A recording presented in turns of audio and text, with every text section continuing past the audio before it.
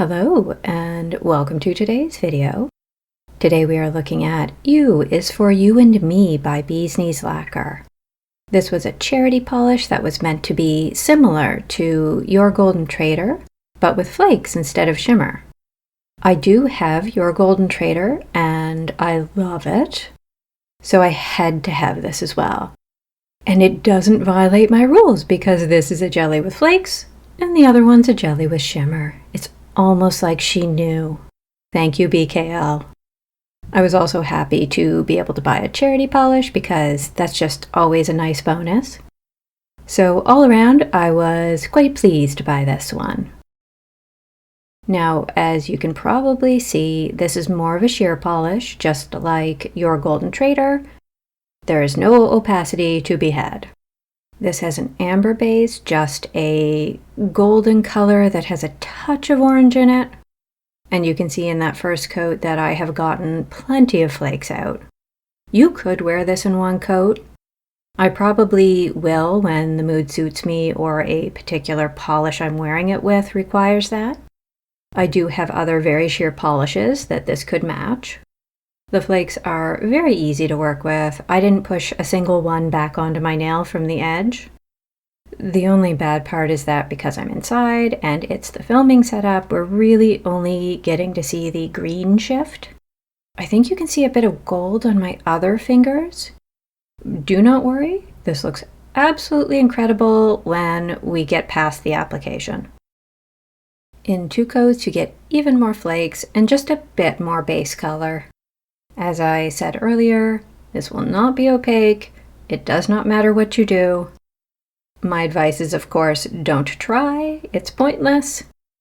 This is another one where you could wear an undie. I would suggest a Crelly undie because preserving that slight squishiness is so important to me particularly, but obviously you're your own person, do what you want. In future, I will probably stop in two coats.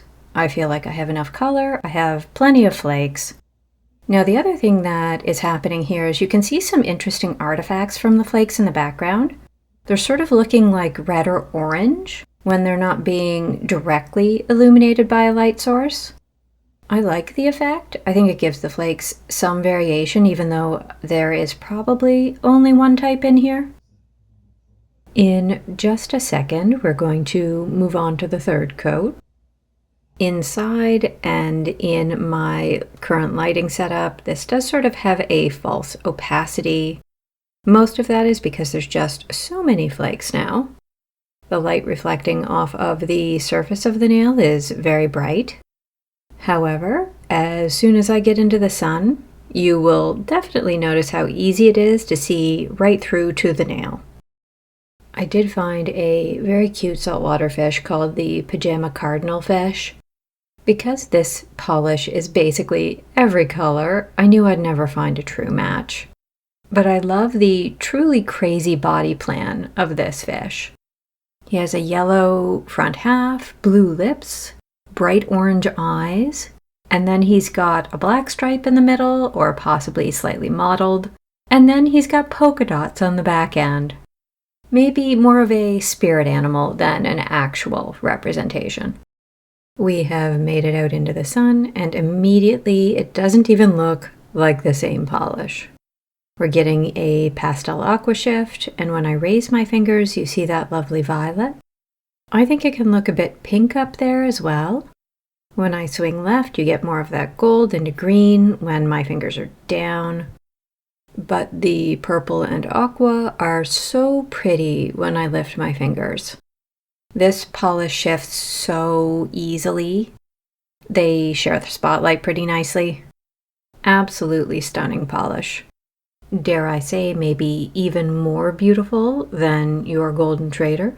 Watch, the next time I wear Your Golden Traitor, I'll insist that's the prettier one. I think it's just going to be whichever one I most recently wore. This one does have more visual texture.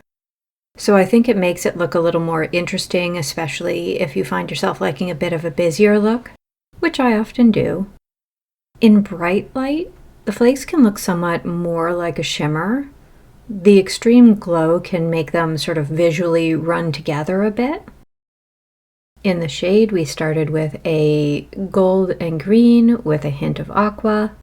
When I raise my fingers, I get aqua into pink. And then when I swing left, you get more aqua into pink, but I do think that violet isn't as obvious. I think you can actually see the amber base color in the shade a bit better. The sun was just so strong that the flakes took over completely in the previous shot. I do think the shifts are more metallic here and a bit softer. Still absolutely stunning. I think this might be a must-have polish. Even my husband said that every time I moved it looked different. He seemed very impressed, and he generally has a more tempered reaction to my nail polish than I do. Inside, I think you get the best idea of the visual texture of the polish. It is more obvious in person, I think, but this shot does give you a better feel for the look of the flakes. We start out seeing gold into green into aqua, and I see a little bit of that violet. I also see some pink at the edge of my thumb. When I lift my fingers again, you get more of that soft aqua into violet. I think you can see the amber base on my pinky finger. As I move over to the artificial light, the shimmer softens until all of the shifts have a slight silvery feel, and I think that's where you can see the base color well. It mostly shows as a soft golden background. And that is all for today. Thank you for watching. Please subscribe so that I can baste the squirrels in flour paste and attempt to squish them together into a Rodin Gates of Hell sculpture. Please enjoy a clip of my baby chipmunk putting the peanut in her cheek kind of wrong.